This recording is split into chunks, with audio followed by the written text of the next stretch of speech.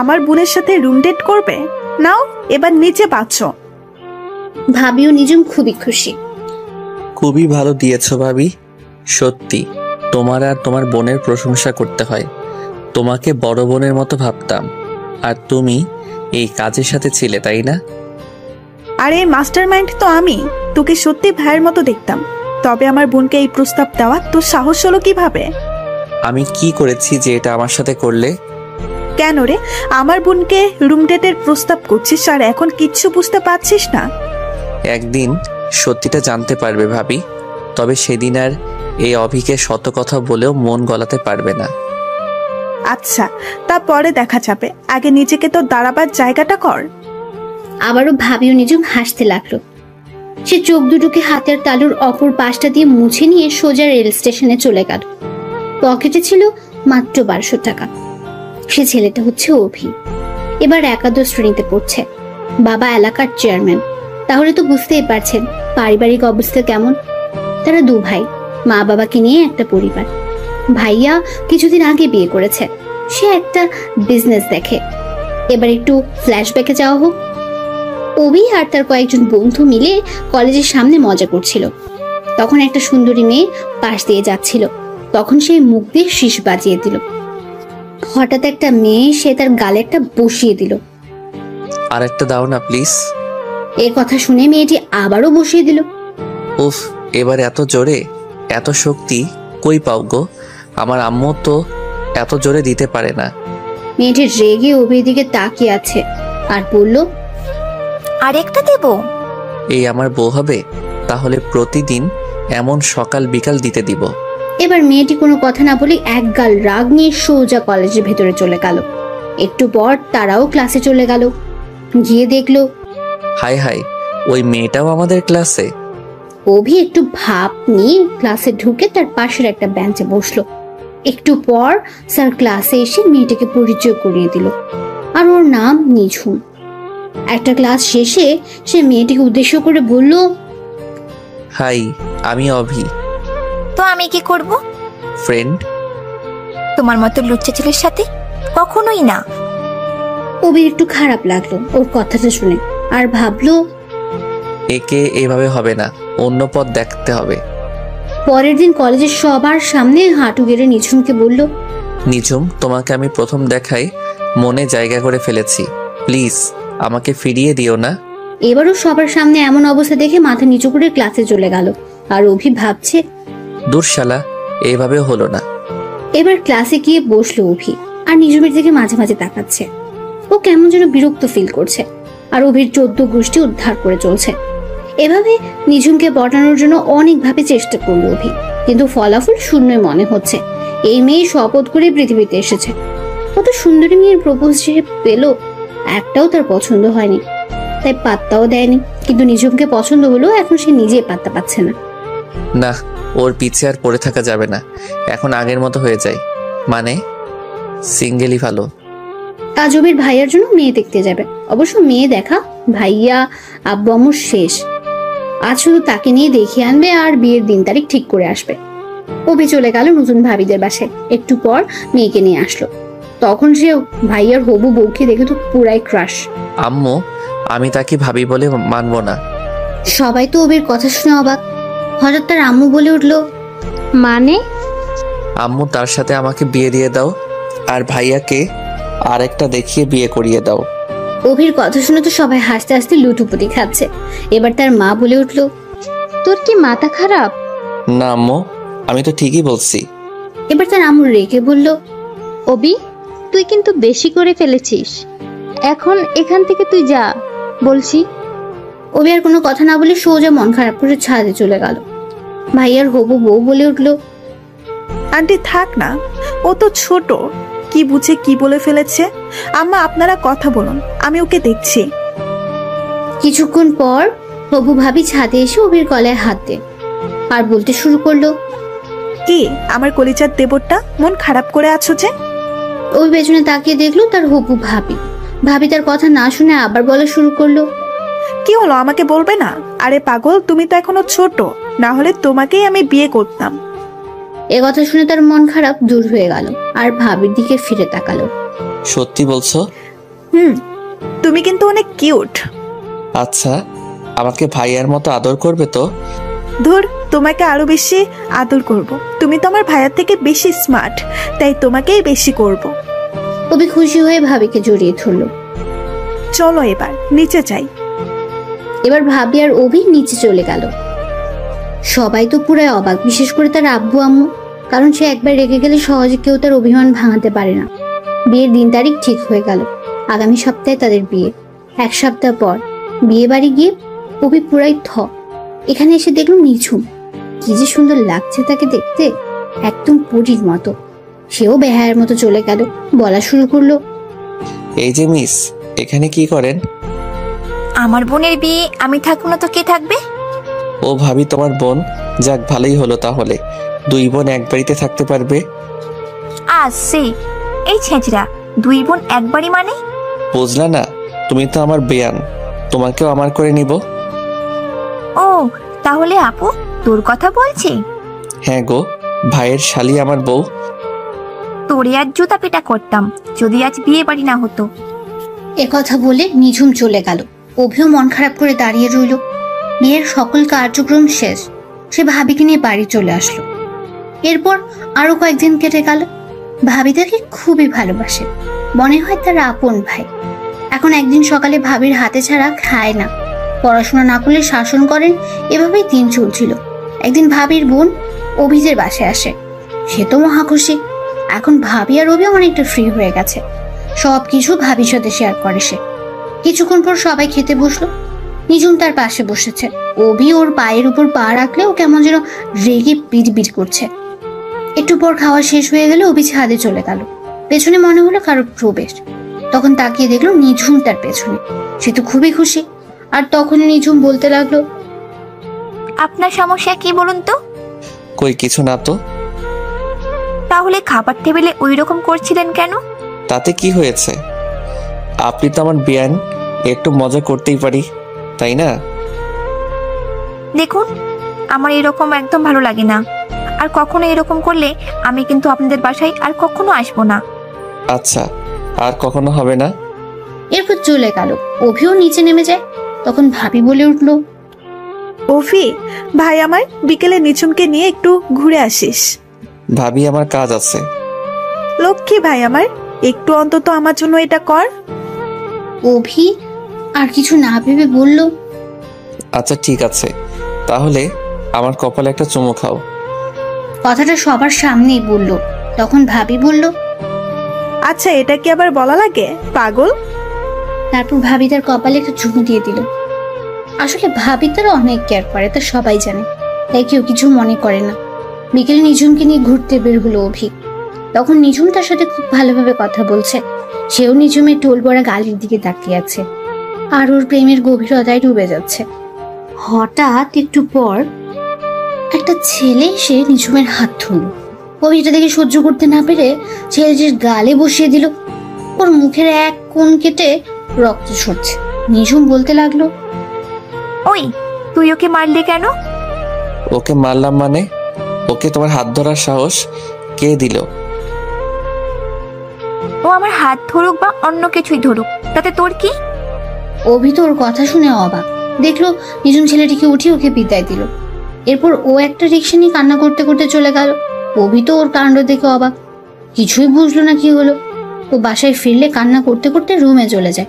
ভাবি ওকে দেখে পেছন থেকে ডাকলেও নিঝুম দাঁড়ায়নি। নিঝুম বলল, আপু, আমাকে একটু নীরবে থাকতে দিবি প্লিজ? ভাবি আর ওকে কিছু বলল না। কিছুক্ষণ পর অভি বাসায় ফিরলে ভাবি জিজ্ঞেস করলো, অভি, নিঝুমের কি হয়েছে? এখানে বসো ভাবি, আমি তোমায় সব বুঝিয়ে বলছি। তারপর অভি ভাবিকে সব বুঝিয়ে বলল। আচ্ছা, আমি দেখছি। তারপর অভির তার রুমে চলে গেল। ভাবি নিঝুমের রুমে চলে গেল। ভাবি নিঝুমের রুমে গিয়ে দেখলো নিঝুম কান্না করছে। তারপর ভাবি নিঝুমকে গিয়ে উঠিয়ে বলল, বোন, আমাকে বল, তোর কি হয়েছে? নিঝুম কোনো কথা বলছে না। ভাবি আবার বলতে শুরু করলো, আমি না তোর বোন? আমাকে না সবকিছু তুই শেয়ার করিস? হঠাৎ নিঝুমের মাথায় একটা বুদ্ধি চাপলো। আবু, আমাকে বেশি বিশ্বাস কর না অভিকে। কি বলিস তুই? আমার কাছে থেকেই তো তুই বড় হয়েছিস। আমি তোকে কখনো অবিশ্বাস করেছি বল? আর অভির সাথে তুই কিছুদিন ধরেই আছি, ও তোকে কিছু বলেছে নাকি বল? জানো আপু, আজ অভি আমাকে ওর সাথে রুম ডেটের কথা বলেছে, তাই আমি কান্না করে বাসায় ফিরেছি। ভাবি ওর কথা শুনে তো পুরাই অবাক। ভাবি বলল, আজই আমি ওর ব্যবস্থা করব। দাঁড়া, ওর এত বড় সাহস যে আমার বোনের সাথে এরকম কথা বলে। না আপু, ওকে ভালো করে সাইজটা করব, যাতে আর কোনো মেয়েকে কিছু বলতে না পারে। তুই কি বলতে চাইছিস? তারপর নিঝুম ভাবিকে সব বুঝিয়ে বলল। ভাবি ওর কথায় রাজি হয়ে গেল। তারপর ভাবি অভির রুমে এসে বলল, অভি নিঝুম তোকে কিছু বলবে, তাই তোমাকে ওর রুমে যেতে বলেছে। অভিও সরল মনে চলে গেল। নিঝুম দরজাটা আটকিয়ে দিয়ে চিৎকার করতে শুরু করলো, হেল্প হেল্প। কিছুক্ষণ পর সবাই দরজার সামনে চলে আসলো। নিঝুম দরজা খুলে দিয়ে সোজা ভাবির কাছে চলে গেল আর কান্না করতে শুরু করলো আর বলা শুরু করলো, আপু, ও আমার সাথে খারাপ কিছু করতে চাইছিল। ছি অভি, তোমাকে আমি ভাইয়ের মতো ভাবছি, আর তুমি আমার বোনের সাথে এটা করতে পারলে? হঠাৎ ভাইয়া আর বাবা তাকে ইচ্ছে মতো মারতে লাগলো। ভাইয়া বলতে লাগলো, তোর কিভাবে সাহস হলো বাবা ভাইয়ের টাকা নিয়ে বাইরে গুন্ডামি আর মেয়েদের সাথে নষ্টামি করছো? নিজে তো কোনো কিছু করার ক্ষমতা নেই। যেই অভি কিছু বলতে যাবে তখনই, বের হয়ে যা আমার বাড়ি থেকে। তোর মতো ছেলেকে আমি নিজের ছেলে বলে মানি না। আজ থেকে আমার শুধু এক ছেলে। আম্মু, তুমিও কি আমায় বিশ্বাস করো না?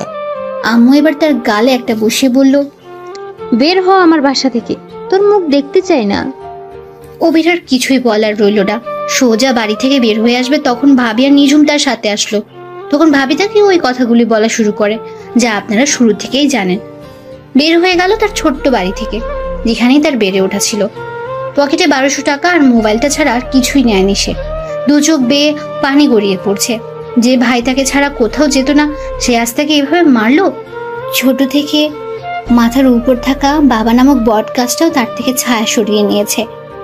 মা নামে স্নেহের চাদরও আজ তাকে থাপ্পড় মেরে তাড়িয়ে দিল। রেল স্টেশনে চলে আসলো অভি। একটা টিকিট কিনে অজানা গন্তব্য ঢাকার উদ্দেশ্যে রওনা দিল। সব স্মৃতিগুলো আজ দুমড়ে এসে হানা দিচ্ছে। ভাবি এটা কিভাবে তার সাথে করতে পারলো? যে ভাবিকে নিজের বোনের মতো ভাবতো, সে তার সাথে এটা করতে পারলো? আর সে তো কখনো নিজের সাথে এমন কিছু করেনি। কিন্তু এটা না, আর ভাবতে পারছে না। চোখ দুটো নিভে আসছে। এই সময় ট্রেনে হঠাৎ একটা মেয়ে তার পাশে বসলো। অভির চোখ বুঝে আছে, চোখ দিয়ে নোনা জল গড়িয়ে পড়ছে। হঠাৎ মেয়েটি তার দিকে তাকিয়ে বলল, এই যে শুনছেন? অভি চোখ খুলে তাকিয়ে দেখলো একটা মেয়ে। এবার মেয়েটি বলা শুরু করলো, আপনাকে অনেক ক্লান্ত দেখাচ্ছে যে, আপনি কি খুবই চিন্তিত? না, সমস্যা নেই। আপনাকে অনেক বিষণ্ণ দেখাচ্ছে, আবার কান্না করছেন যে? না, তখন ট্রেনে ওঠার সময় চোখে কি যেন একটা পড়ছে, তাই চোখটা খুবই জ্বালাতন করছে। আমি সিনথিয়া, আপনি? আমি নেহাল চৌধুরী, অভি। তার চোখ দিয়ে এখনো পানি পড়ছে অনবরত। তা দেখে সিনথিয়া বলতে লাগলো, আরে এখনো তো কান্না করে যাচ্ছেন, দেখি আমার দিকে তাকান তো। অভি এবার ওর দিকে চোখ তুলে তাকাতে সিনথিয়া ওর ওড়না দিয়ে তার চোখ দুটো মুছে দিল। কিছুই তো খুঁজে পেল না, তাই বলল, কই কিছুই তো নাই তোমার চোখে। দাঁড়াও, আমি তোমার চোখে গরম ভাব দেই, এতে ভালো লাগবে। এরপর সিনথিয়া চোখে গরম ভাব দিতে লাগলো। অভি ওর ব্যবহার দেখে তো পুরাই অবাক। একটা অচেনা ছেলের সাথে কেমন আচরণ করে যাচ্ছে। কিছুক্ষণ পর ও অভি সম্পর্কে নানান কথা জিজ্ঞেস করলো। সে ওর সব বলে দিল, কিন্তু তার জীবনের ঘটে যাওয়া এই ঝড়ের ব্যাপারে বলল না, কারণ এতে হয়তো তার সম্পর্কে খারাপ ধারণা সৃষ্টি হতে পারে। সত্যি মেয়েটা অনেক নিষ্ঠুর। অল্প কিছু সময়ের মধ্যে একজন অপরিচিত মানুষকে আপন করে নিতে পারে। মনে হয় ও অভিকে কত আগে থেকে চেনে। দীর্ঘ জার্নির পর ট্রেন ঢাকা এসে পৌঁছালো। অভি সত্যিই ভুলে গিয়েছিল যে আজ সে অনিশ্চিত জীবনের খোঁজে বেরিয়েছে। ট্রেন থেকে সিনথিয়াকে বিদায় দিয়ে চলে গেল বিষণ্ণ জীবনের উদ্দেশ্যে, যেখানে নেই দুমুঠো অন্ন দেওয়ার ভরসা, না আছে চোখ দুটো বুঝে সরিয়ে এলিয়ে দেওয়ার স্থান। রেল স্টেশন থেকে বেরিয়ে গেল। ও আপনাদের তো বলতেই ভুলে গিয়েছিলাম, অভি যখন রেল স্টেশনে আসলো তখন তার মোবাইলটা 5000 টাকায় বিক্রি করে দিয়েছিল, যার মূল্য ছিল 20,000 টাকা। আর সিমটাও ভেঙে ফেললো। আর কারোর সাথে মোবাইলে কথা বলার দরকার নেই। এরপর সে ছোট একটা বাসার খুঁজে বের করলো। বাসা খুঁজেই যাচ্ছে, কিন্তু এই শহরে কেউ ব্যাচেলরকে বাসা দিতে রাজি নয়। রাত হয়ে আসছে, কিন্তু এখনো রাতে থাকার মতো একটু জায়গা করতে পারলো না অভি। কোনো জায়গা না পেয়ে রাতে একটা হোটেলে ঢুকে কিছুটা খাবার খেয়ে নিল। বিলের কথা শুনে মনে হলো টাকা চাবিয়ে খেয়েছে। অল্প কিছু খাবার খেলো, তারই দাম হলো 560 টাকা। সত্যি এই শহরের ডাকাতের স্থান, সবাই যে যার স্থান থেকে ডাকাতি করে যাচ্ছে। ঘুমানোর কোনো স্থান না পেয়ে একটা গাড়ির গ্যারেজের সামনে ঘুমিয়ে পড়লো। খোলা স্থানের কোন রকম ছাদ নিচে চারদিকে নিঝুম অন্ধকার। পরিবারের কারোর কথা যে আর তার স্মৃতিতে হানা দিচ্ছে না, কারণ সেই স্মৃতিতে তার কোনো স্থান। আর পরের বেলা খাবার কি হবে তারই ঠিক নেই, তার আবার কিসের পরিবারের চিন্তা। রাতে আর কোনো চিন্তা না করে ঘুমোতে চেষ্টা করলো। ঘুমো যে তার সাথে বেইমানি করে যাচ্ছে, কারণ যে ছেলের ফোমের বিছানা ছাড়া শরীর এড়াতে পারে না, তারা ইটের উপর ঘুমানো। সত্যি ভাগ্য যেন তার জীবনকে এক রাতে উল্টে পাল্টে দিয়েছে। তা অভি কখনো ভাবতেই পারেনি। কখন যে চোখটা লেগে গেল তা জানা নেই। সকালে কে যেন তাকে ডাকা শুরু করলো। অভি চোখ খুলে দেখলো বাবার বয়সের একটা লোক। এই ছেলে, তুমি এখানে শুয়ে আছো কেন?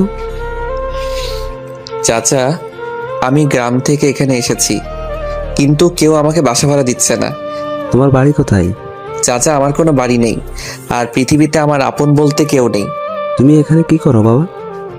অভির কথা শুনে লোকটা কিছুটা আবেগী হয়ে গেল। চাচা, কাল রাত ঢাকায় এসেছি, ভাবছি এখানে ছোট কোনো একটা কাজ করার চেষ্টা করব। চাচা, আপনার দোকানে কোনো কাজ আছে যা আমি করতে পারবো? আমার দোকানে কাজ তুমি করতে পারবে? দেখিয়ে দিলে পারবো চাচা। আচ্ছা ঠিক আছে, চলো আমার সাথে, সকালের নাস্তা করবে। না চাচা, আপনি যান, আমি পরে খেয়ে নিব। তুমি আমাকে এখন নিজের আপন চাচা ভাববে, আর কোনো কথা বলবে না। আমার সাথে চলো, নাস্তা করবে। অভি আর কোনো কথা না বলে তার সাথে চলে গেল। নাস্তা করে এসে এবার কাজ করা শুরু করে দিল। যখন সে কাজে কোনো ভুল করে তখনই চাচা তাকে সাহায্য করেন। কাজ করতে দুপুর হয়ে গেল। তারপর চাচা তাকে দুপুরের খাবার খেতে নিয়ে যান। খাবার খেয়ে আবার কাজ করতে লাগলো অভি। আর মনে মনে ভাবছে, সত্যি জীবন কি জিনিস আজ সে হাড়ে হাড়ে বুঝতে পারছে। যে ছেলে বাসায় পানির গ্লাসটা টেনে খায়নি, সে আজ গ্যারেজে গাড়ি মেরামতের কাজ করছে। বিকেল হয়ে এলো। আজকের মতো দোকান বন্ধ করে দিল সে। তারপর চাচা তাকে নিয়ে তার বাড়ির উদ্দেশ্যে রওনা দিল। চাচা, আপনি আমাকে কোথায় নিয়ে যাবেন? কেন আমার সাথে? আপনার সাথে মানে? আমি না তোর আপন চাচা? তাহলে এত কথা বলছিস কেন? আমাদের সাথে থাকবি তুই। অভি আর কোনো কথা বললো না, সোজা তার সাথে চলে গেল। গিয়ে একটা বাড়িতে উঠলো। বাড়িটা তাদের বাড়ি থেকে কিছুটা ছোট, কিন্তু চাচার ব্যবসা অনেক বড়। আর তাতে মনে হয় তিনিও অনেক বড় লোক, কারণ তার উপার্জনের পরিমাণ দেখে বুঝলো অভি। এরপর চাচা দরজা নক করলে একটা মেয়ে দরজা খুলে দিল। অভি তো মেয়েটিকে দেখে অনেকটা অবাক, কারণ এটা আর কেউ নয়, এটা ট্রেনে পরিচিত হওয়া সেই মেয়ে সিনথিয়া। সিনথিয়া অভিকে দেখে চোখ বড় বড় করে তাকিয়ে আছে। অভিও তেমনি। হঠাৎ চাচা বলে উঠলেন, কিরে সিনথিয়া, এভাবে দাঁড়িয়ে থাকবি না আমাদের ঢুকতে দিবি? এরপর সিনথিয়া পথ সরে দাঁড়ালো, আর চাচা সিনথিয়াকে বললেন, মা, এ হলো নেহাল, আর ওকে একটা রুমে দেখিয়ে দে। এখন তো সিনথিয়ার মাথার মধ্যে নানান প্রশ্ন ঘুরপাক খাচ্ছে। আর অভিরও করেছে পানি নেই, কারণ সিনথিয়া যদি চাচাকে সব বলে দেয়। আসলে ট্রেনে এসে সিনথিয়াকে বলেছে যে ঢাকায় এসেছে তার এক আঙ্কেলের বাসায়, কিন্তু সিনথিয়া যদি জানতে পারে সে ওর কাছে মিথ্যে বলেছে, তাহলে তো তার সব যাবে। এরপর সিনথিয়া তাকে রুম দেখিয়ে বলল, এটা আপনার রুম, আর আমি বাবার কাছে সব জেনে আপনার ব্যবস্থা করে নিচ্ছি। আপনি তখন আমায় সত্য বলেছেন না, মিথ্যা বলেছেন তা প্রমাণ হয়ে যাবে, আর ভুলেও পালানোর চেষ্টা করবেন। এখন ফ্রেশ হয়ে নেন। কথাগুলো বলে সিনথিয়া চলে গেল। অভি তো আবার চিন্তায় পড়ে গেল, তখন যদি সত্যিটা বলে দিত তাহলে আর এমন অবস্থা হতো না। এখন নিজের উপর ভীষণ জেদ হচ্ছে তার। তারপর সিনথিয়া চাচার কাছে গেল, আর সকাল থেকে এই পর্যন্ত ঘটে যাওয়ার সব কথা চাচা সিনথিয়াকে বলে দিলেন। কিছুক্ষণ পর চাচি অভির রুমে খাবারের জন্য ডাকতে আসলো। সেও তার পেছনে যেতে লাগলো। দেখলো সেখানে আগেই সিনথিয়া আর চাচা বসে আছে। সিনথিয়া অভির দিকে রাগী দৃষ্টি নিয়ে তাকিয়ে আছে। অভি ভাবছে আজ মনে হয় তার শেষ দিন। ভয়ে গিয়ে টেবিলে বসলো। এবার চাচি খাবার দিতে লাগলো। সে কেমন যেন একটু আনইজি অনুভব করছে। চাচি তো লক্ষ্য করে বললেন, বাবা, লজ্জা করো না, এটা তোমার বাসার মতোই মনে করবে। অভি চাচিকে মাথা নেড়েই উত্তর দিল। এরপর খাবার খেয়ে রুমে চলে আসলো। কিছুক্ষণ পর সিনথিয়া তার রুমে এসে তার গলা টিপে ধরে বলতে লাগলো, ওই তুই আমাকে ট্রেনে মিথ্যা বলেছিলি কেন? বল, সত্যি করে বল। অভি ওকে ছাড়িয়ে বলল, তুমি আমাকে সত্যি মেরে ফেলবে? তাহলে তখন আমাকে মিথ্যা বললি কেন? তোকে আজ বাড়ি থেকে বের করব। তুই যে একটা বাটপার তা আমি ভালো করেই বুঝেছি। না হলে তখন সত্যিটা আমাকে বলে দিতি, আজ তোকে পুলিশে দিব। আমি বাটপার, মিথ্যাবাদী, দর্শক। আর কিছু শুনবেন? এবার আমাকে আপনার বাবার কাছে বলে জেলে পাঠিয়ে দিন, তাহলে আমি আপনার উপর বড্ড কৃতজ্ঞ হব। প্লিজ আমাকে পুলিশে ধরিয়ে দিন, আমার জীবনটাই যেন জেলখানা হয়ে গেছে। এবার সিনথিয়া অভিকে বলল, কি হয়েছে আমাকে খুলে বলবে প্লিজ? আমি একজন ধর্ষক, আর এই অপরাধে বাবা মা বাড়ি থেকে বের করে দেন। আর আমি নিজের জীবনকে বাঁচানোর জন্য ঢাকায় এসেছি ঠাঁই নিতে, কিন্তু কেউ আমাকে সেই স্থান দেয়নি। আপনিও আমাকে তাদের মতো তাড়িয়ে দিন। তুমি সত্যিই ধর্ষক? ভাবি আর তার বোন আমাকে ধর্ষকের অভিযোগ দিলে বাবা মা তাদের কথা শুনে আমাকে বাড়ি থেকে বের করে দেয়। আর জীবিকার তাগিদে এই শহরে আসছিলাম। এটাই ছিল সেদিন আপনার থেকে লুকানো ঘটনা। এরপর সিনথিয়া রুম থেকে চলে গেল আর অভি দরজা বন্ধ করে কান্না করতে লাগলো। কেন তার সাথে এমনটা হচ্ছে? সে কি এমন অপরাধ করেছিল যে তাকে এমন শাস্তি পেতে হচ্ছে, আর আজ এরকম অপমান সহ্য করতে হচ্ছে? কান্না করতে করতে ঘুমিয়ে গেল। পরের দিন চাচার সাথে নাস্তা করে দোকানে চলে গেল। আজকের মতো কাজ শেষ। যেই চাচা তাকে বাড়ি নিয়ে আসবে তখন সে বলল, চাচা, আপনি কিছু মনে না করলে আমি একটা মেসে থাকতে চাই। ওখানে আমার একটু কেমন যেন লাগে। আচ্ছা বাবা, তোমার যেখানে ভালো লাগে সেখানেই থাকো। এরপর চাচা তাকে একটা ম্যাচ ঠিক করে দিলেন। তারপর তিনি বাসায় চলে গেলেন। সিনথিয়া চাচাকে বাসায় একা ফিরলে বলা শুরু করলো, বাবা, নেহাল কোথায়? ও আজ একটা ম্যাচ ঠিক করেছে, আজ থেকে সেখানেই থাকবে। সিনথিয়া এবার মন খারাপ করে তার রুমে চলে গেল আর কান্না করতে শুরু করলো। মনে মনে ভাবছে, হয়তো আমার জন্যই ও আজকে বাসায় আসেনি। এভাবে 1 মাস কেটে গেল। এখন চাচা অভির কাজে খুবই খুশি। একদিন চাচাকে বলল, চাচা, আমি লেখাপড়া করতে চাই, তাই আমার কিছু প্রয়োজনীয় জিনিস পুরনো কলেজ থেকে আনতে হবে। এখন চাচাও তার সাথে ঘটে যাওয়া সব জানেন, তাই চাচাও সম্মতি দিল। অভি পরের দিন সকালে কলেজের উদ্দেশ্যে রওনা দিল। দীর্ঘ জার্নি শেষে পুরনো জায়গায় ফিরল। তারপর সেখান থেকে সোজা রিক্সা নিয়ে কলেজে চলে গেল। মুখে একটা মাস্ক লাগিয়ে কলেজে প্রবেশ করলো যাতে কেউ তাকে চিনতে না পারে। তারপর প্রিন্সিপাল থেকে সব কাগজ নিয়ে বের হবে, তখনই দেখলো নিজুম তার সামনে দাঁড়িয়ে আছে। অভি মাথাটা ঘুরিয়ে ওর সামনে থেকে চলে আসলো। ও পেছন থেকে এক দৃষ্টিতে তাকিয়ে আছে, মনে হচ্ছিল অভিকে কিছু বলতে চায়। অভি কলেজ থেকে বের হয়ে একটা রিক্সা নিয়ে সোজা আবার রেল স্টেশনে চলে গেল। একটা টিকিট কেটে আবার সেই ইটপাটকেলের শহরে ফিরে এলো। এসে চাচার সাথে দেখা করে ম্যাচে চলে গেল। পরের দিন কাছাকাছি একটা কলেজে ভর্তি হয়ে গেল। সেখান থেকে এসে দোকানে কাজ শুরু করে দিল। আর চাচার কাছেও এটা বলল যে সে সপ্তাহে 2 দিন ক্লাস করবে।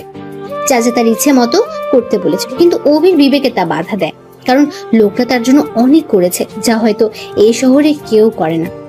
চাচা তাকে মাসে 8,000 টাকা দেন, তার মধ্যে 5,000 টাকা ম্যাচের খরচ আর বাকিটা দিয়ে অন্য কিছু করে। পরের দিন নতুন কলেজে গেল, কিন্তু কারোর সাথে কথা বলতে পারছে না, সবাই অভির দিকে তাকিয়ে আছে। তারপর ক্লাসে গিয়ে একটা বেঞ্চে বসলো। হঠাৎ দরজার দিকে চোখ পড়তে দেখলো সিনথিয়া একদল মেয়ে নিয়ে ক্লাসে প্রবেশ করছে। তখনই অভি তাড়াতাড়ি করে মাথা নিচু করে নিল। স্যার এসে পরিচয় করিয়ে দিল। সিনথিয়া তাকে দেখে ভ্রু কুঁচকে তাকালো আর মনে মনে একটা শয়তানি হাসি দিল। এরপর আরো 2টা ক্লাস শেষে টিফিনের সময় ক্যান্টিনে চলে গেল অভি। একটা রুটি আর কলা নিয়ে টেবিলে বসে পড়লো। তখনই দেখলো সিনথিয়া তার সামনে এসে বসে আছে, আর সে ওর দিকে কিছু খেয়াল করেনি।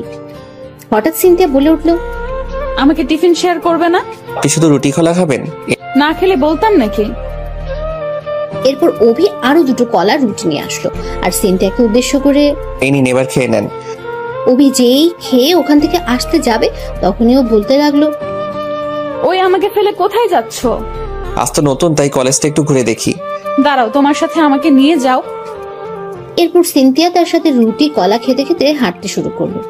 আজকে কলেজে আসলে যে? না, আসলে চাচার কাছে বলেছি 2 দিন সপ্তাহে ক্লাস করব, তার জন্য এই 2 দিন ছুটি কাটাবো, আর বাকি দিনগুলোতে কাজ করব। তুমি আমাদের বাসা থেকে চলে আসলে কেন? এমনি, একটা অপরিচিত লোক আপনাদের বাসায় থাকলে কেমন দেখায় না? সবাই এতে আপনাদের নিয়ে বাজে মন্তব্য করতে পারে, তাই মেসে চলে আসলাম। তুমি না অনেক বেশি বুঝো। আমি আবার কি করলাম? থাক, কিছু না, আমরা বন্ধু হতে পারি। আমার সাথে আপনি বন্ধু হবেন? আমি তো একটা বাটপার, আর এই বাটপারের সাথে বন্ধুত্ব করলে আপনার ক্ষতি হতে পারে। সিন্ধিয়া এবার মাথাটা নিচু করে ফেলল আর বলতে লাগলো, নেহাল সরি, আমি আর কখনো তোমার সাথে খারাপ ব্যবহার করব না। আরে কি বলছেন? আপনার জায়গায় অন্য কেউ হলে ঠিক এই কথাই বলতো। সরি তো, আর কখনো বলবো না। আচ্ছা, বন্ধুত্ব হওয়াই যায়। কাল আসবে না? শনিবার আর রবিবার কলেজ করব। আমি বাবাকে বলে আরো একদিন বাড়িয়ে দেই। না, তার দরকার নেই। চাচা আমাকে মাস শেষে টাকা দেন, তারপর লেখাপড়া করার জন্য সপ্তাহে 2 দিন ছুটিও দেন। আচ্ছা, তুমি যা ভালো মনে করো। তারপর বাকি ক্লাস শেষে কলেজ গেটে গিয়ে দেখলো সিন্ধিয়া রিক্সা নিয়ে দাঁড়িয়ে আছে। যেই অভি সিন্ধিয়াকে দেখলো তখনই ডাকা শুরু করলো, নেহাল এদিকে এসো। কিছু বলবে? রিক্সায় ওঠো। আরে না, আমি যেতে পারবো। আর তোমার বাসা তো ওদিকে, আমি তোমার সাথে যাব কেন? বাবার সাথে দেখা করে যাবে, তুমি ওঠো। সে আর কিছু না বলে ওর সাথে উঠে বসলো। সিন্ধিয়া দেখলো অভি কিছুটা দূরে সরে গেছে। তখন সিন্ধিয়া বলতে লাগলো, আরে পড়ে যাবে তো, এতটা চেপে আছো কেন? ঠিক আছে, আমার সমস্যা নেই। এবার সিন্ধিয়া তাকে এক টান দিয়ে ওর হাত থেকে রশির মতো আটকে ধরলো। যেই অভি ওর দিকে তাকাবে তখনই তার মুখে আগুন দিয়ে বলল, তো বন্ধুরা, এতক্ষণ ধরে গল্পটি শুনেছো। গল্পটি তোমাদের কাছে কেমন লাগছে? যদি গল্পটি ভালো লেগে থাকে এবং এ ধরনের গল্প আরো শুনতে পছন্দ করো, তাহলে এক্ষুনি নিচে থাকা সাবস্ক্রাইব বাটনটি টিপে আমাদের পরিবারের একজন সদস্য হয়ে যাও এবং গল্পটি কন্টিনিউ করো। আর হ্যাঁ, একটি সুন্দর কমেন্ট করতে কিন্তু ভুলবে না। একদম চুপ, তোমার একটা কথাও শুনতে চাই না। অভি আর কোনো কথা বলতে পারলো না। ও অভির কাঁধে শুয়ে পড়লো। সে শুধু সিনটার কাণ্ড দিকে যাচ্ছে। কিছুক্ষণ পর দোকানের সামনে চলে গেল। তখন অভি বলল, এখন তো আমাকে ছাড়াও নয়তো তোমার বাবা আমাকে এই শহর ছাড়া করবে। এরপর সিনথিয়া একটা মুচকি হাসি দিয়ে ছেড়ে দিয়ে বলল, এত ভয় পেলে বাবাকে আমাদের কথা বলবে কিভাবে? আমাদের কথা মানে? কিছু না, রিক্সা থেকে নামো। সিনথিয়া আর অভি রিক্সা থেকে দোকানে চলে গেল। চাচা তাদের দেখে বললেন, কি রে, তোরা একসাথে? বাবা, আমরা একই কলেজে এক ক্লাসে পড়ি। ও, তাহলে তো ভালো। আর তুই আজ আমার দোকানে? কখনো তো আসতি না। কেন আসতে পারি না? আমি কি তা বলেছি? আমার মেয়ে আসবে, নয়তো কে আসবে? তোমাকে দেখতে খুব ইচ্ছে করছিল, তাই চলে আসলাম। পাগলি একটা। চাচা, আমি তাহলে যাই। বাবা, আমি নেহালের ম্যাচটা ওর সাথে ঘুরে আসি। ওর সাথে যাবি? আচ্ছা, যা। অভি সিনথিয়ার কাণ্ড দেখে অবাক হচ্ছে। ও আবার তার সাথে যেতে চাচ্ছে। এই মেয়ের আবার কি হলো কে জানে। হঠাৎ সিনথিয়া বলে উঠলো, কি হলো, চল। এরপর আর কিছু না পেরে ওকে নিয়ে ম্যাচে চলে গেল অভি। সিনথিয়া অভির ছোট রুমে তার সাথে আসলো। অভি রুম দেখে সিনথিয়া বলতে লাগলো, আচ্ছা, এখানে কে থাকে? কেন, মানুষ থাকে। আমার তো মনে হয় এটা কোনো পশুর গোয়াল ঘর। কি আমি পশু? তা নয় তো কি শুনি। অভি আর কিছু বললো না। ওকে দেখলে পুরো ছেলেদের মতো মনে হয়। এরপরও অভিকে রুম থেকে বাইর করে দিয়ে বলল, এখানে দাঁড়িয়ে থাক, আমি না বের হওয়া পর্যন্ত। কিছুক্ষণ পর সিনথিয়া রুম থেকে বের হয়ে এসে অভিকে ভেতরে যেতে বলল। সে রুমে গিয়ে তো পুরাই অবাক। 15 মিনিটে তার রুমের চেহারা পরিবর্তন করে দিয়েছে। সিনথিয়া এবার বলল, আর কখনো যদি আগের মতো গোহাল ঘর করে রাখো তাহলে তোমার খবর আছে। চলো, আমাকে এগিয়ে দিয়ে আসো। আচ্ছা, তোমার নাম্বারটা দাও। মোবাইল নেই। ও আচ্ছা, চলো এগিয়ে দিয়ে আসো। এরপর সিনথিয়াকে রিকশায় তুলে দিল অভি। ও চলে গেল আর সে মেসে চলে আসলো। পরের দিন কলেজে টিফিন টাইমে যেই সে খাবার কিনতে যাবে তখনই সিনথিয়া তার হাত ধরে একটা টেবিলে নিয়ে আসলো। এভাবে আনলে কেন? আমি টিফিন খাবো তো। কথা না বলে চুপচাপ বসো। এরপর সিনথিয়া একটা বক্স খুলে অভির সামনে দিয়ে, যতটা পারো খেয়ে নাও। সে দেখলো সিনথিয়া বিরিয়ানি রান্না করে এনেছে। অভি যখনই কিছু বলতে যাবে তখনই ও বলল, এই এত কথা বলো কেন? যা বলছি তাই করো। অভি এবার খেতে শুরু করলো আর সিনথিয়া তার দিকে তাকিয়ে আছে। হঠাৎ কিছু মেয়ে এসে বলা শুরু করলো, আহারে, দুলাভাইকে খাইয়ে দে না, তার নিজ হাতে খেতে কষ্ট হয় না বুঝি? ওদের কথা শুনে অভির গলায় খাবার আটকে গেল। তখন সিনথিয়া তাড়াতাড়ি তাকে পানি দিয়ে ওর বসার চেয়ারটা যেই তুলতে যাবে তার মধ্যে সবগুলো মেয়ে উধাও। সিনথিয়া বকতে লাগলো, শাকচুন্নি পেতনি গুলো, দেখিস তোদের একটারও বিয়ে হবে না। এবার অভি বলল, আমার খাওয়া শেষ, আমি ক্লাসে যাই। সিনথিয়া আঁখি দুটি লাল করে বলতে লাগলো, তুই এখান থেকে যদি উঠিস তাহলে তোর ঠ্যাং ভাঙবো। আমি কি করব? আমি এখন খাবো, আর তুই আমার মুখের দিকে তাকিয়ে থাকবি। অভিও শিশুর মতো বসে রইল আর তার বক্সে রাখা বাকি খাবারগুলো খেতে লাগলো। অভি ওর কাজ দেখে দিন দিন কেমন যেন হয়ে যাচ্ছে। মনে মনে ভাবছে, পাগল নাকি রে বাবা, আমার ঝুটা খাবারগুলো এভাবে খেয়ে নিচ্ছে। খাবার শেষে একটা টিস্যু দিয়ে ও তার হাত আর অভির হাত মুছে দিল, আর একটা বাটন মোবাইল অভির দিকে এঁকে দিয়ে বলল, এই সিমে শুধু আমার নাম্বার আছে, আমি যদি কখনো অন্য কারো নাম্বার পাই তাহলে তোর খবর আছে। তারপর ওর থেকে মোবাইলটা নিয়ে ক্লাসে চলে গেল অভি। ক্লাস শেষে ম্যাসে চলে গেল, আর এভাবেই তার জীবনের দিনগুলো কাটতে লাগলো। সিনথিয়া তাকে এখন অনেক কেয়ার করে। ওর বাবাকে বলে অভিকে ওদের বাসায় আবার ফিরিয়ে নিয়েছে। অভিকে সকল কাজে সাহায্য করে। ও যে অভিকে অনেক ভালোবাসে তা অভি ভালোভাবেই বুঝতে পারে। অনেকবার পরোক্ষভাবেও অভিকে ভালোবাসার কথা বলেছিল, কিন্তু সে তাতে গুরুত্ব দেয়নি, না বোঝার অভিনয় করেছে। আসলে অভি যে ওকে ভালোবাসে না তেমনটাও নয়। ওকে ছেড়ে অভির চলাফেরা করতেও কষ্ট হয়, কিন্তু ওকে পাত্তা না দেওয়ার কারণ অভি ওর বাবার সাথে কখনো বিশ্বাসঘাতকতা করতে পারবে না। তিনি অভিকে অচেনা শহরটাকে চেনাতে সাহায্য করেছেন। নিজের ভালোবাসা তার সাহায্যের কাছে কিছুই না, কারণ আজ সে এই প্রবাদ বিশ্বাস করে যে পেটে ভাত না থাকলে ভালোবাসা বেড়ার নিচ দিয়ে পালায়। এভাবে 5টা বছর চলে গেল। এখন অনার্সের শেষ বর্ষে পড়ে অভি। একদিন কলেজ থেকে আসার সময় সিনথিয়া তাকে বলল, নেহাল, আমার সাথে আসো, আমার কিছু কথা আছে। বলো, কি বলবে? দেখো নেহাল, তোমাকে এই 5 বছরে অনেকবার বোঝানোর চেষ্টা করেছি, কিন্তু তুমি বোঝার চেষ্টা করোনি। তাই আমি সরাসরি আজ শেষবারের মতো তোমায় বলছি, আমি তোমায় ভালোবাসি নেহাল। এটা হয় না সিনথিয়া। কেন হয় না? আমি কি দেখতে সুন্দর না, না তোমার যোগ্য নই? দেখো সিনথিয়া, তুমি দেখতে অনেক সুন্দর, তোমাকে যেই ছেলে দেখবে সেই পছন্দ করবে। আর যোগ্যতার কথা বলছো? আরে আমার তো নিজেরই থাকার জায়গা নেই, আর যোগ্যতার তো সেখানে প্রশ্নই ওঠে না। আর তোমার বাবার সাথে আমি এটা করতে পারবো না। আমি এত কিছু বুঝি না, তুমি আমায় ভালোবাসবে কিনা তা বলো। সম্ভব না সিনথিয়া, আমাকে ক্ষমা করে দাও। সিনথিয়া সেখান থেকে কান্না করতে করতে চলে গেল। অভিও মন খারাপ করে আছে। অভি যে সত্যি সিনথিয়াকে অনেক ভালোবাসে, কিন্তু তার বাবার সাথে এটা অভি কিভাবে করতে পারবে? প্লিজ আমাকে একটু বোঝার চেষ্টা করো, আমি তোমাকে না বলতে চাইনি। অভি কিছুক্ষণ পরে সিনথিয়াদের বাসায় চলে গেল। রাতে খাবার খাওয়ার সময় টেবিলে সিনথিয়াকে দেখতে পেল না। চাচিকে জিজ্ঞেস করলে বলতে লাগলো আজ নাকি সিনথিয়া রাতে খাবে না। সেও কিছুটা খেয়ে রুমে চলে আসলো, আর সিনথিয়ার কথা ভাবছে। এটা তার জন্য আজ রাতে খেলো না, হয়তো তার প্রতি খুবই রাগ আর অভিমান করে আছে। থাক, 1 দিন বা 2 দিন এরকমটা করে একদিন সব ঠিক হয়ে যাবে। পরের দিন সকালে নাস্তা করতে গেলে দেখলো সিনথিয়ার চোখ লাল হয়ে আছে। মনে হচ্ছে রাতে একটু ঘুমায়নি, সারা রাত কান্না করে যাচ্ছিল। সকালে নাস্তা করে সিনথিয়া চলে গেল কলেজে, আর অভি চলে গেল দোকানে। এভাবে আরো 4-5টা দিন কেটে গেল। এখন সিনথিয়াকে খুবই হাসি খুশি দেখাচ্ছে। আজ অভি কলেজে যাবে, তাই ব্রেকফাস্ট করে সিনথিয়ার জন্য অপেক্ষা করলো। কিন্তু হুট করে সিনথিয়া তাকে না নিয়ে একটা রিক্সা নিয়ে কলেজে চলে গেল, আর অভি দাঁড়িয়ে দাঁড়িয়ে তাকিয়ে রইল আর ভাবছে এত তাড়াতাড়ি বড় হয়ে গেল সে।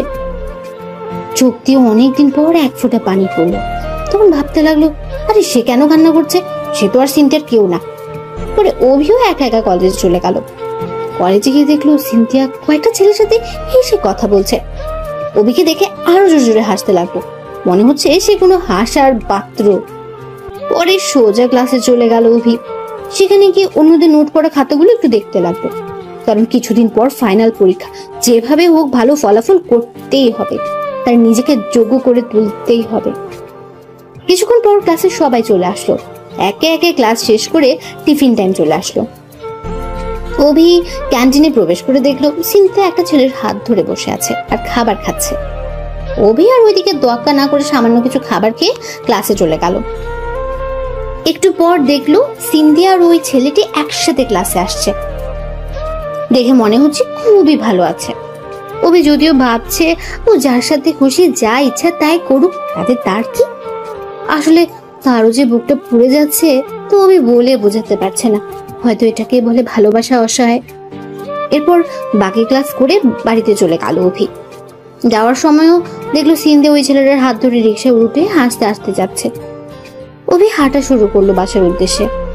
পরের দিন আবারও কলেজে গেল। আজও সিনথিয়া কয়েকটা ছেলের সাথে কথা বলছে। কিছুক্ষণ পরপর দেখলো সিনথিয়া ছেলেদের গায়ে গায়ে পড়ছে।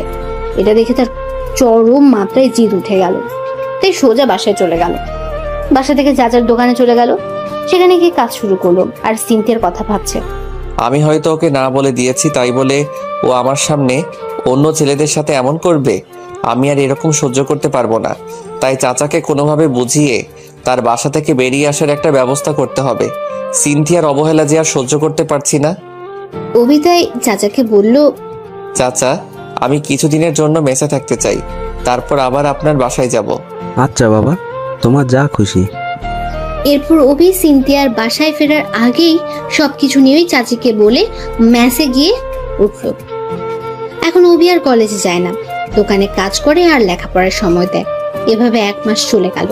কিছুদিনের মধ্যে তাদের ফাইনাল পরীক্ষা শুরু হবে, তাই চাচার কাছে কয়েকদিনের ছুটি নিয়েছে। এখন শুধু লেখাপড়া চালিয়ে যাচ্ছে, কারো কথা মনে আনার চেষ্টা করে না। অভি অতটা ভেঙে পড়া ছেলে নয় যে তাকে অবহেলা করলে সে নিজের লক্ষ্য থেকে সরে যাবে। এখন তার একটাই লক্ষ্য, পরীক্ষায় যেভাবে হোক ভালো একটা ফলাফল করতে হবে। বলতে বলতে পরীক্ষা শুরু হয়ে গেল। আজকের পরীক্ষাটাই শেষ। পরীক্ষা শেষে কলেজের বাইরে আসবে, তখনই একটা মেয়ে নেহাল বলে ডাকলো। অভি পেছনে তাকিয়ে দেখলো রিমা। রিমা বলতে শুরু করলো, পরীক্ষা কেমন হলো নেহাল? আলহামদুলিল্লাহ ভালো, তোমার? আমারও ভালো হয়েছে। আচ্ছা চলো, আজ আমার সাথে যাবে। সমস্যা নেই, আমি একা যেতে পারবো। আমি তো তোমার ক্লাসমেট, তাতে সমস্যা আছে কি কোনো? না, এমনিতেই। আর কোনো কথা নেই, চলো আমার সাথে। এরপর রিমা একটা রিক্সা দেখে তাকে নিয়ে রিক্সায় উঠলো। রিক্সাও চলতে শুরু করলো। রিমা তার সাথে খুব হাসি খুশি ভাবে কথা বলছে। হঠাৎ তাদের সামনে দিয়ে সিনথিয়া একটা রিক্সা দিয়ে যাচ্ছিল। তখন অভি আর রিমা কে এক রিক্সায় দেখে কিছুটা বিস্মিত হলো সিনথিয়া। সে অভির দিকে রাগী দৃষ্টিতে তাকিয়ে আছে, পারলে এখনই গাড়ি থেকে নেমে তাদের গিলে খায়। এটা অবশ্য রিমা লক্ষ্য করেনি। অভি চাচার দোকানে চলে গেল, গিয়ে দেখলো সিনথিয়া আগেই দোকানে বসে আছে। এবার সিনথিয়া উদ্দেশ্য ভরে বলল, নেহাল, আমাকে একটু এগিয়ে দিয়ে আসো প্লিজ।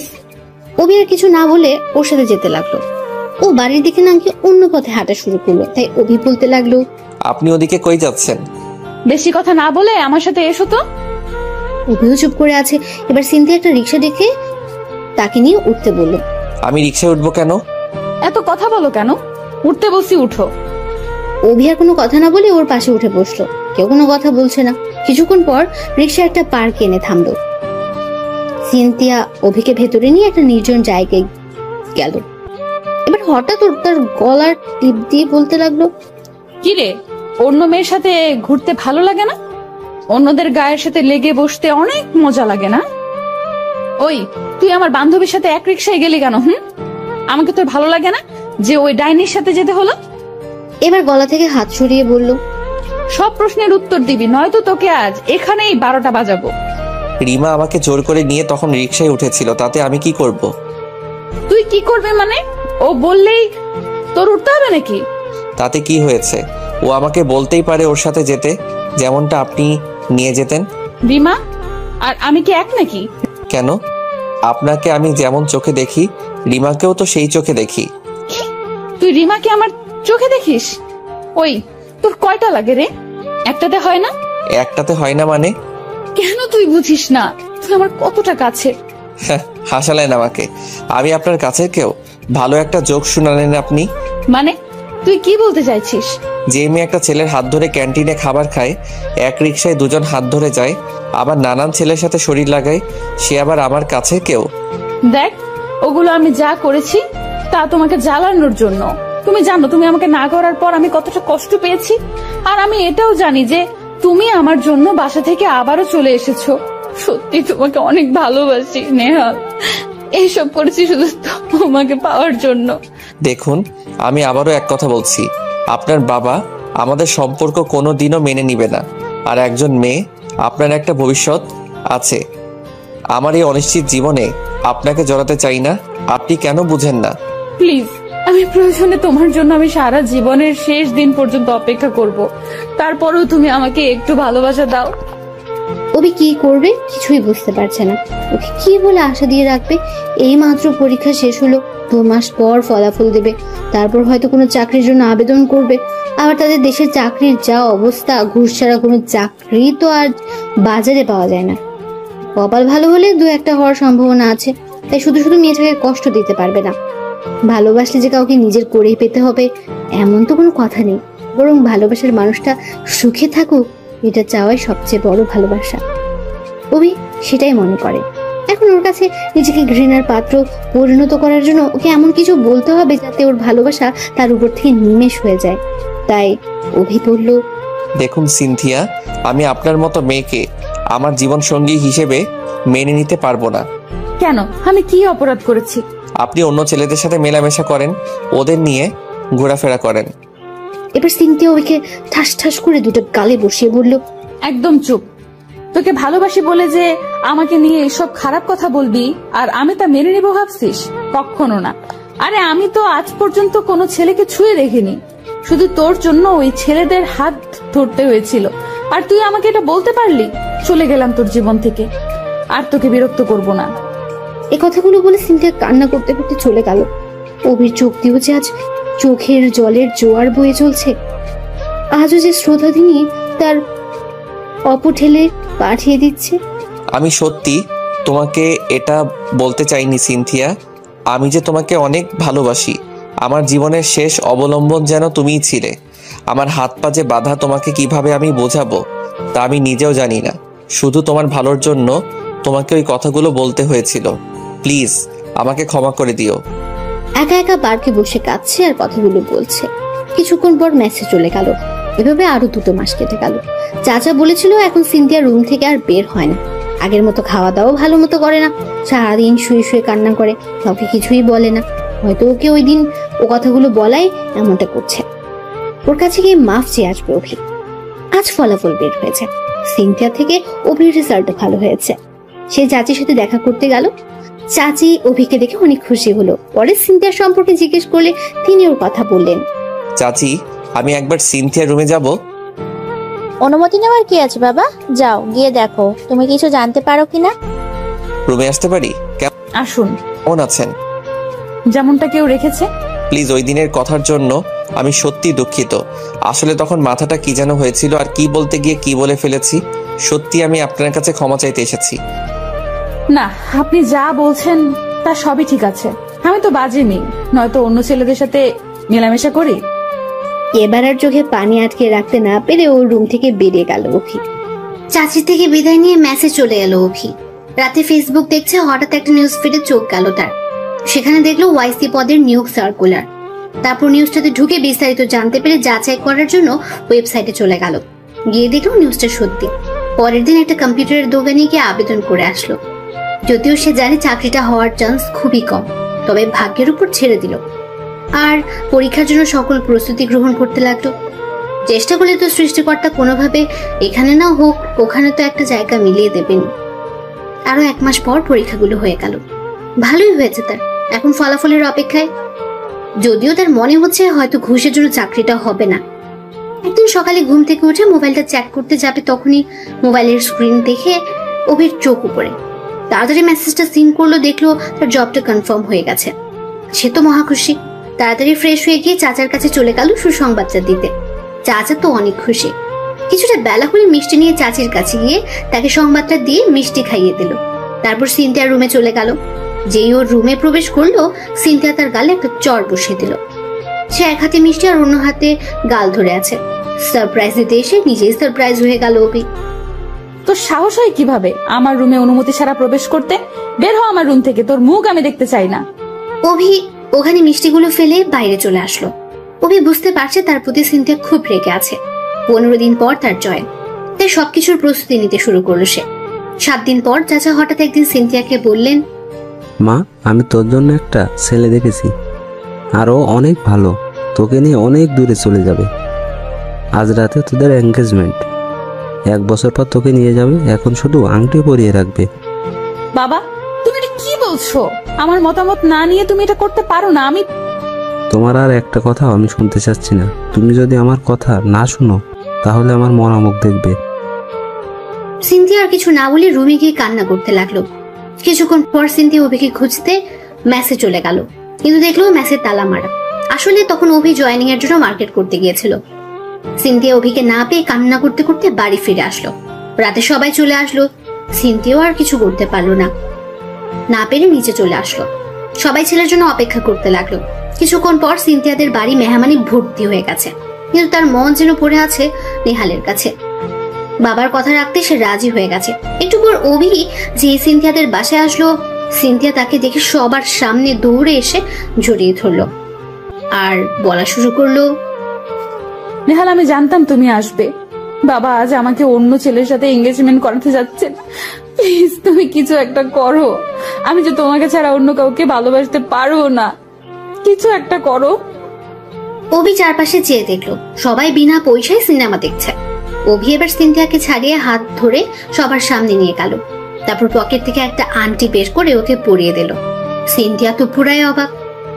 হঠাৎ সিনথিয়ার বাবা সবাইকে তার মেয়ের হবু জামাই বলে অভির সাথে পরিচয় করিয়ে দিলেন। সিনথিয়ার এবার খুব রাগ হলো, সেখান থেকে চলে গেল। অভি চাচাকে এই দিকটা সামলাতে বলে ওকে খুঁজতে চলে গেল। সিনথিয়াকে বাড়ির সকল রুম ঘুরে ঘুরে খুঁজছে অভি, কিন্তু ওর ছায়া পর্যন্ত খুঁজে পায়নি। তারপর ছাদে চলে গেল। সেখানে গিয়ে দেখলো তার কলিজাটা ছাদের এক কোণে দাঁড়িয়ে কান্না করছে। সে সিনথিয়ার কাছে গিয়ে পেছন থেকে আস্তে করে জড়িয়ে ধরলো। ও কিছুটা কম্পিত হয়ে অভিকে সরিয়ে ঠাস ঠাস করে আরো দুটো চট বসিয়ে দিল। অতঃপর তাকে জড়িয়ে ধরে কান্না শুরু করে দিল। এবার সিনথিয়া বলা শুরু করলো, তুই আমাকে এত কষ্ট দিস কেন?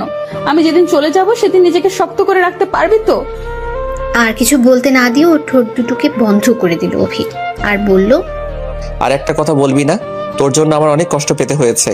তোকে একটু কষ্ট দেওয়ার জন্য আমাকে কত কিছু করতে হয়েছে তা তুই জানিস?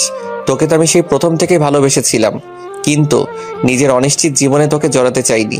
তুই যতটা কষ্ট পেয়েছিস আমি তার থেকে বেশি নীরবে কষ্ট পেয়েছি। আচ্ছা, 1 বছর পর বিয়ে হবে মানে? আরে বাবা, আমি তো ওআইসিতে জয়েন করব। ট্রেনিং শেষে 1 বছরের মধ্যে তোমাকে আমার সাথে নিয়ে যাব। তাহলে আগে বললে না কেন? ওই দিন তো মিষ্টি নিয়ে এই জন্য এসেছি, কিন্তু তুমি তো থাপ্পড় মেরে পাঠিয়ে দিলে। তারপর চাচাকে সাহস করে তোমাকে বিয়ে করতে চাই সেই কথা বলে দেই। এরপর চাচাও রাজি হয়ে যায়। এরপর তোমার জন্য এই নাটকটা করতে হলো। সরি, আর কখনো এমনটা করব না। তোমাকে অনেক ভালোবাসবো। আচ্ছা, এবার নিচে চলো।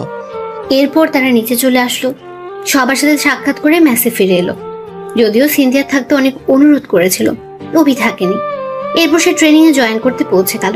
সিনথিয়া অনেক কান্না করেছিল, আসলে পাগলিটা তাকে অনেক ভালোবাসে। 1 বছর পর তার পোস্ট হলো সিরাজগঞ্জে, যেখানে তার মাতৃভূমি। অভি প্রথমে কিছুটা ভাবনায় পড়ে গেল। যাই হোক, হয়তো পুরনো শহর আর মানুষগুলোর সাথে আবারও দিদার হতে যাচ্ছে।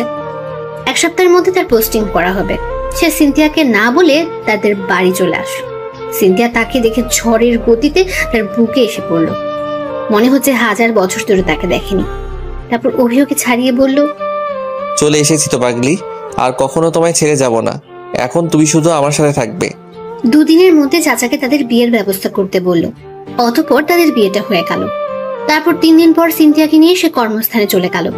তাদের জন্য আলাদা একটা কোয়ার্টার বরাদ্দ রাখা হয়েছে। এবার তাদের বিবাহিত জীবন ভালোই কাটছে। অভি যখন অফিসে থাকে তখন সিনথিয়া সারাক্ষণ বাসায় থাকে। মাঝে মাঝে ওকে বাইরে বেড়াতে নিয়ে যায়। সে অতীত প্রায় ভুলেই গেছে সিনথিয়া তার জীবনে আসার পর থেকে। একদিন অফিস থেকে বাসায় ফিরছিল, তখন দেখলো একটা ছোট মেয়ে রাস্তায় এসে কান্না করে যাচ্ছে। অভি গাড়ি থামিয়ে ওর কাছে গিয়ে বলল, মামুনি, তুমি কান্না করছো কেন? তুমি কে? আমি তোমার চাচ্চু হই মামুনি। ও, তুমি আমার চাচ্চু? চাচ্চু, আমি আব্বু আম্মুকে খুঁজে পাচ্ছি না। তুমি তোমাদের বাড়ির রাস্তা চিনো? জি চাচ্চু। আচ্ছা চলো, তুমি রাস্তা দেখিয়ে দিবে আর আমি গাড়ি চালিয়ে তোমার বাড়ি গিয়ে তোমাকে দিয়ে আসবো। আচ্ছা চলো। এরপর মেয়েটা অভিকে পথ দেখাচ্ছে আর সে ওর মতো করে বাড়ি যাচ্ছে।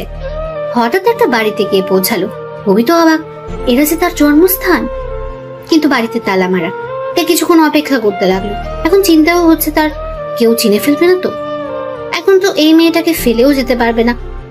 একটু পর একজন পুরুষ ও মহিলা আসলো। মনে হলো এরা তার ভাই ও ভাবি। আর শিশুটা তাদের দেখে বাবা মা বলে দৌড়ে চলে গেল। ওর বাবা মা ওকে দেখে কান্না শুরু করলো। তারপর শিশু মেয়েটি বলল, আম্মু, ওই চাচুটা আমাকে বাড়িতে নিয়ে এসেছে। মেয়েটির বাবা মানে সেই হচ্ছে অভির ভাই।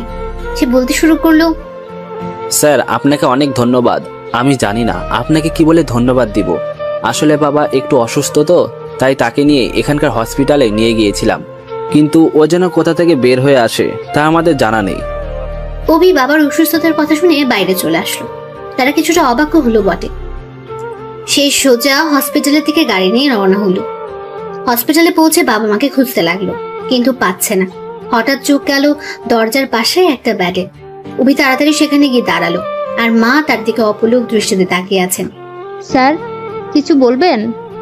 আসলে অভির গায়ে ইউনিফর্ম ছিল, তাই সবাই স্যার বলছে। তার কি হয়েছে? মাঝে মাঝে তার হার্টে ব্যথা উঠে। কেন? তাও অনেক কাহিনী স্যার, যা বলতে অনেক সময় লাগবে। আপনি বলুন না প্লিজ। মা এবার দীর্ঘশ্বাস ফেলে বলতে লাগলেন, আমার 2 ছেলে, একজন রুদ্র, আরেকজন নেহাল, যাকে ছোটবেলায় একটা মিথ্যা অপবাদে বাড়ি থেকে বের করে দেয়। আর এই মিথ্যা অপবাদের মূল্য ছিল আমার বড় ছেলে রুদ্রের বউ আর তার বোন নিজুম। আমার ছোট ছেলের নেহাল নিজুমকে অনেক ভালোবাসতো, কিন্তু নিজুম তাকে ভালোবাসতো না। একদিন নিজুম আর নেহাল ঘুরতে বের হলে হঠাৎ একটা ছেলে নিজুমের হাত ধরে, কিন্তু নেহাল তা দেখে ছেলেটাকে মারে।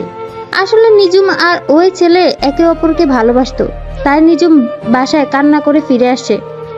তারপর অভিকে বের করে দেওয়া সবকিছু আবার বলতে লাগলেন তিনি। তারপর কি হলো? আসলে ওই ছেলেটা নিজুমকে প্রকৃতভাবে ভালোবাসতো না, তার নিজুম কোনোভাবে জেনে যায়। এই কথাও ছেলেটা বুঝতে পারে।